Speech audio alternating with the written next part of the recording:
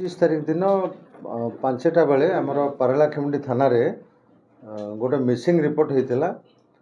ଜଣେ ସନ୍ତୋଷ ପଣ୍ଡା ନାମକ ଜଣେ ଯୁବକ ରିପୋର୍ଟ କରିଥିଲେ ଯେ ତାଙ୍କର ବାପା କୃଷ୍ଣଚନ୍ଦ୍ର ପଣ୍ଡା ଦିନ 3ଟା ବେଳୁ ଘରୁ କୁଆଡ଼େ ଯାଇଛନ୍ତି ଆଉ ଫେରି ନାହାନ୍ତି।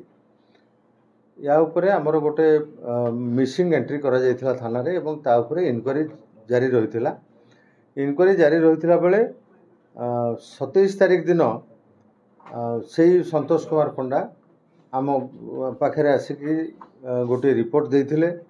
से रिपोर्ट आधार रे पारलाखेमुंडी थाना केस नंबर 405/2024 रे गोटे केस रजिस्टर कराइथिला। सेतेबेले तांकर बापांकर डेड बॉडी सीतासागर भितर अखा भितर थाई डेड बॉडी पड़ीथिबार देखा जाइथिला। या उपरे आमे डेड बॉडी को इनक्वेस्ट करथिलु, पोस्टमार्टम पई मध्ये पठैथिलु। ए सब काम सरीबा भितर आमे आसामी माने किए हेई पारंती बस्तारे तांको डेड बॉडी किए फिंगिची ए बाबद रे तदंत करा जाइथिला। तदंत समय आमे जानिबा को पाइथिलु से जंगम साईर गोटे रेसिडेंशियल कॉम्प्लेक्स को से आसीथिले। से दिन 3टा बेले निज घर बाहरी से मृतक जे कृष्णचंद्र पंडा से आसीथिले। गोटे घर को आसी से घर लोक माने जदिओ बाहरी जाइथिले किंतु सी आउ फेरी नथिले।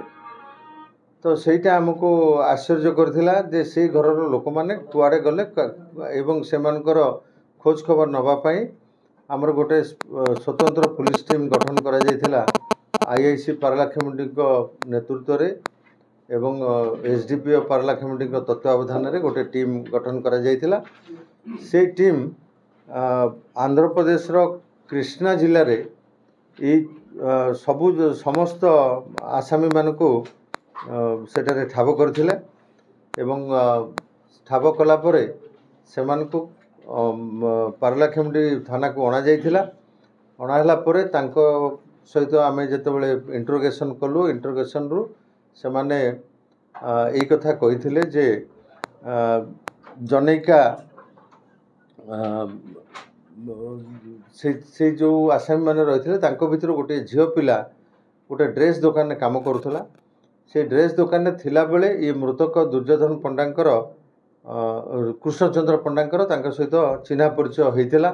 हेला परे परवर्ती समय झीटी बाहे ता स्वामी सहित जंगम साईर गोटे रेसिडेंशियल कॉम्प्लेक्स रे भड़ा नहीं रोथुआ बेले ये कृष्णचंद्र पंडा तांको घर को बारंबार जाती एवं निजको गोटे निज गुरुजन भलिया से स्वामी स्त्री को से देखाती। किंतु यही 25 तारिख दिन जितेबाला दिन 3टा बेले से तांको घर को जाइछंती सेतेबेले से झीटीर स्वामी नथिला। तांको भितरे कौन कथबार्ता होइछि, कौन व्यवहार अपव्यवहार होइछि जो कारणरू से झीटी कांदुथुवा अवस्था रे घरे जेतेबेले कांदुथुला सेतेबेले तार हजबैंड जे मुदला दुर्योधन माने घर को पळै आछि। आसिला परे से ता स्त्री कांदुथुवा देखि ताकू पचारला तू कांदुचु काहेकि ना ये कृष्णचंद्र पंडा मते मिसबिहेव कले। मिसबिहेव को एक्सटेंट रे हिची से कथा कहवा पूर्वरु ये दुर्योधन हठात कि तांको गोटे फाइट मारला नाककू। नाक फाटिगला परे से तले बसी पड़ले। परवर्ती समय रे तांको बेककू से जोर रे पंच मारिची। मारला परे तांकर सेंस पळैला सिटी एवं से सेठी तले पड़ीगले। तापरे मध्य तांकर अंडकोश को से मध्य गोटे गोईठा मारिची, शक्त गोईठा। सेते बेलकू ये कृष्णचंद्र पंडांकर सेठी डेथ हो जाइछि।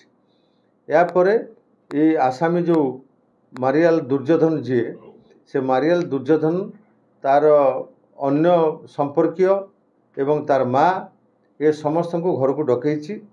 समस्ते बसी निष्पत्ति नहीं डेड बॉडी को एठू डिस्पोज करवा। तापरे से माने गोटे ऑटोरे डेड बॉडी को अखा भितर भर्ती करी ऑटोरे लोड करी सीतासागर फिंगी देइछंती एवं मृतक कृष्णचंद्र पंडांकर गोटे मोबाइल को नहीं जाइथिले, आ गोटे मोबाइल को मध्य सिटी फिंगी देइथिले।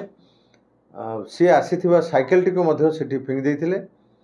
आमर तदंत समय वर्तमान आसामी माने देखैबा मुताबक आमे से ऑटो रिक्शा को जबत करिछु तांकर मृतकंकर साइकेल को मध्य जबत होईछि बाकी अन्य आम पाखे बहु टेक्निकल एविडेंस मध्य रही सीसीटीवी फुटेज रही से माने डेड बॉडी नहीं कि जाउथिले अखारे भर्ती करी डेड बॉडी को जो ऑटो नबार दृश्य मध्य आम पाखे अच्छी एवं से माने मध्य ये अपराध को संगठित भाव में समस्ते करिथिबार स्वीकारोक्ति मध्य करिसंती आज से आमे कोर्ट चलान करुचु गतकाली संध्यारे से गिरफ करा जायछि गिरफ कला परे जो जो फॉर्मालिटी करबा कथा सब सरला परे आज से आमे कोर्ट चलान करुचु तबे या को आमे अश्लील इंगित कहबा ना रे वर्तमान आमे भी निश्चित भाव में पहुँची पारि नाहु जे को कारण रु हला तबे निश्चित भाव में एतिकी जना पडुछि जे से लोकर कोनोसी व्यवहार रे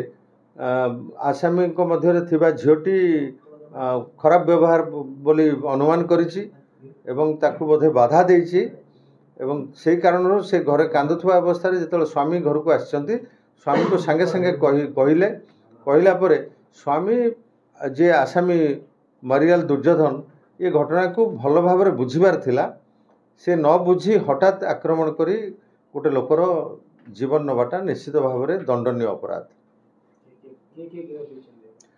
आमे बर्तमान मारियाल दुर्योधन अरुण लिमा तरसाई महेश आउ मारियाल माली ये चार जन को आमे गिरफ करुचु एवं फॉरवर्ड करुचु आमर अधिक तदंत जारी रही घटना जदि अन्य कहार संपृक्ति आमे जानी पारिबु ताकू मध्य आईन परिसर को अणाजिबो एवं सी मध्य गिरफ हेबे नाबालिका आम पाखे से भाया कौन सूचना आम पाखे एवं सुधा ना जदि नाबालिका भी होते हत्या मकदमा जुवेनाइल कोर्ट को आम पठेबू सर घर ग्राम ये समस्त घर हूँ जागिली साई रे से रोते घर सेरांग थाना एरिया रे बोली आमे जानिबा को पाइछु तांकर नेटिव एड्रेस एवं तांकर कौन पूर्वर अन्य कौन अपराध रे संश्लिष्ट थिले कि नहीं से समस्त विषय में तदंत जारी रही।